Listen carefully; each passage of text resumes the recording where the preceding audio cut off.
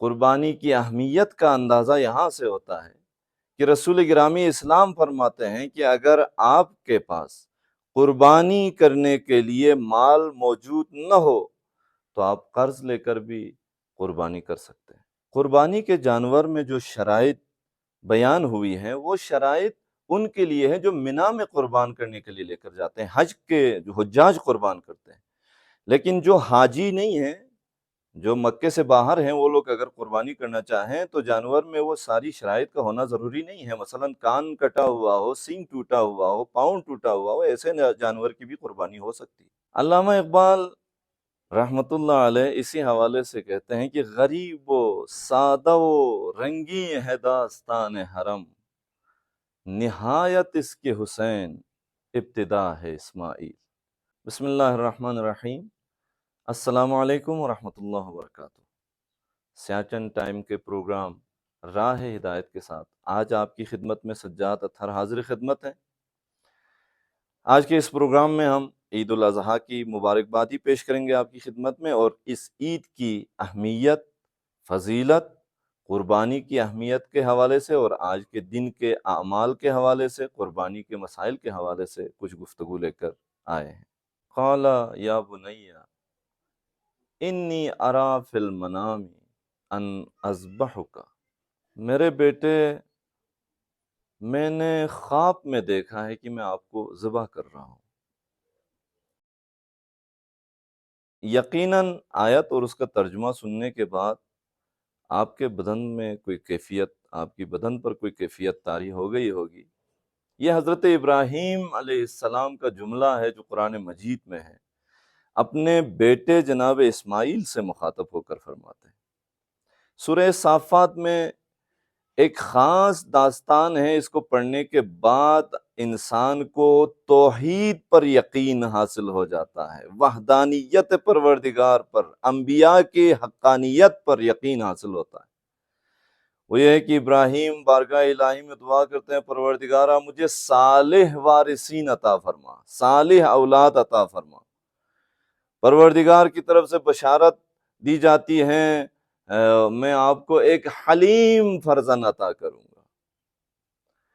یہ کلمات جو ہیں، ہر لفظ کے اندر ایک دنیا ہے، اس کو وضاحت کرنے کی ضرورت ہے، لیکن ابھی ہمارے پاس ٹائم نہیں ہے۔ تو ایک مرتبہ جناب ابراہیم خواب میں دیکھتا ہے، نبی کا خواب ہمارے خواب کی طرح نہیں ہے۔ نبی کو اگر خواب میں بھی کوئی چیز نظر آئے تو حکم پروردگار ہوتا ہے۔ اس لیے جناب اسماعیل فرماتے ہیں، میرے بابا جان، آپ کو جس چیز کا حکم ہوا ہے، جس کام کا حکم ہوا ہے، تو عمر کا کلمہ، یعنی جو امر پروردگار کی طرف سے آپ تک آیا ہے، یہاں سے معلوم ہوتا ہے کہ نبی کا خواب بھی وحی الہی ہے، تو آپ انجام دیں۔ خلاصہ منا میں جناب اسماعیل قربانی کے لیے لے جایا گیا، ابراہیم کی طرف سے قربانی خدا کی بارگاہ میں قبول ہو گئی، اور اعلان ہوا وَفَدَيْنَاهُ بِذِبْحٍ عَظِيمٍ، ہم نے اس کو ذبح عظیم قرار دے دیا۔ علامہ اقبال رحمت اللہ علیہ اسی حوالے سے کہتے ہیں کہ غریب و سادہ و رنگی ہے داستان حرم، نہایت اس کے حسین ابتدا ہے اسماعیل۔ اور یہ ایک سلسلہ ہے جناب ابراہیم کی قربانیوں کا کہ جس کا اختتام کربلا پہ ہوتا ہے، اور آج کا دن عرفہ کا دن بھی ہے۔ اس میں کربلا کی کہانی کے آغاز کا بھی دن ہے، جناب مسلم ابن عقیل کی شہادت کا دن ہے، جو دیباچہ داستان کربلا ہے۔ اس حوالے سے ہم تسلیت بھی عرض کرتے ہیں۔ یہیں پہ اکتفا کرتے ہوئے ہم آگے بڑھتے ہیں دوسرے موضوع کی طرف ہماری، وہ یہ ہے کہ عید اضحیٰ میں اس کی اہمیت اور فضیلت کیا ہے۔ تو یہ تاریخچہ عید اضحیٰ ہے، اور اس کے بعد آتے ہیں کہ عید اضحیٰ ان مومنین اور مسلمانوں کی عظیم اعیاد میں سے ہے۔ ہمارے پاس دو عیدیں ہیں اسلام میں، ایک عید فطر ہیں اور ایک عید اضحیٰ ہے۔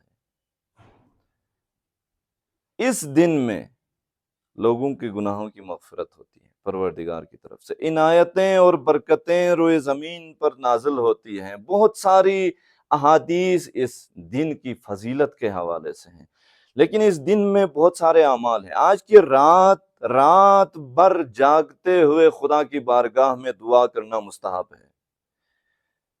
یعنی جس طرح ہم شب قدر میں رات جاگتے ہیں، اسی طرح آج کی رات بھی جاگنے والی رات ہے اور دعاؤں کی رات ہے۔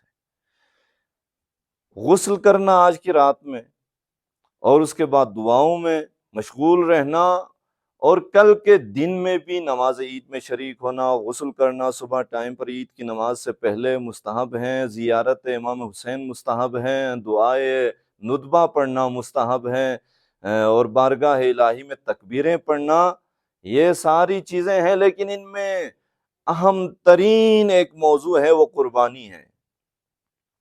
یاد قربانی اسماعیل میں آج تک تاریخ میں، ابراہیم کے زمانے سے آج تک، یہاں تک کہ پروردگار عالم نے مناسک حج میں اس قربانی کے نماد کو پیش کرنا واجب قرار دیا ہے، حج کا حصہ قرار دیا ہے، واجب عمل کا حصہ قرار دیا ہے، اور جو حج میں شریک نہیں ہیں ان کے لیے تاکید کی گئی ہے کہ قربانی کریں۔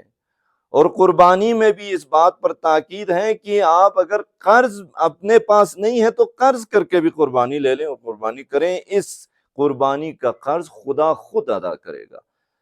چنانچہ جناب ام سلمہ کو رسول گرامی اسلام نے فرمایا کہ آپ قرض کر کے قربانی کریں، خدا خود یہ قرض اتار دے گا۔ جناب امیر المومنین علیہ السلام فرماتے ہیں کہ ایک کاش لوگوں کو عید اضحیٰ کے دن قربانی کی اہمیت کا پتہ ہوتا، بخدا اگر لوگوں کو اس کی اہمیت کا علم ہو جائے تو سارے لوگ قربانی کرنے لگیں۔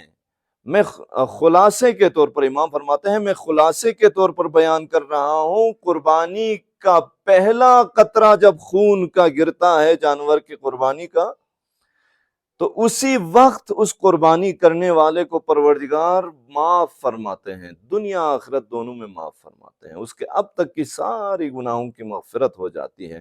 یعنی بندہ قربانی، خود لفظ قرب ہے، نزدیک ہونا، یعنی قربانی کا مطلب یہ ہے ہم آپ کے لیے قربانی دیتے ہیں، یعنی اس کا مطلب کیا ہے، ہم آپ کے قریب ہونا چاہتے ہیں، نزدیک ہونا چاہتے ہیں۔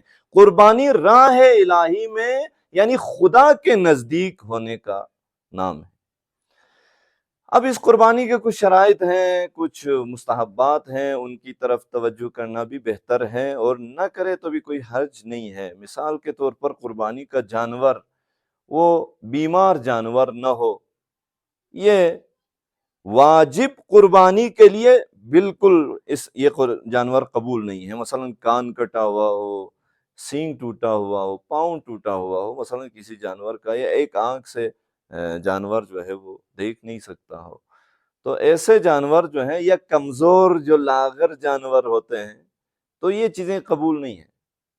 لیکن جو حج میں نہیں ہے ان کے لیے قبول ہے۔ ابھی ہم سکردو میں رہتے ہیں، پاکستان میں رہتے ہیں، کسی بھی گوشے میں رہتے ہیں، تو دنیا میں جہاں جو خانہ کعبہ میں نہیں ہے اس وقت، حج میں نہیں ہے، مینا میں نہیں ہے، ان کے علاوہ جو باہر ہے، مثلا مدینے میں ہے یا پاکستان میں، کوئی فرق نہیں ہے۔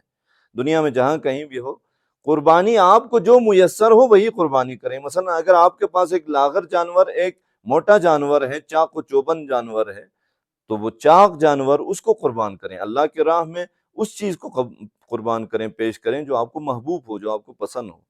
یہ بڑا ہے یا میں اپنے لیے رکھوں گا، یہ چھوٹا ہے اللہ کے لیے دے دوں گا، ایسی بات نہیں ہے۔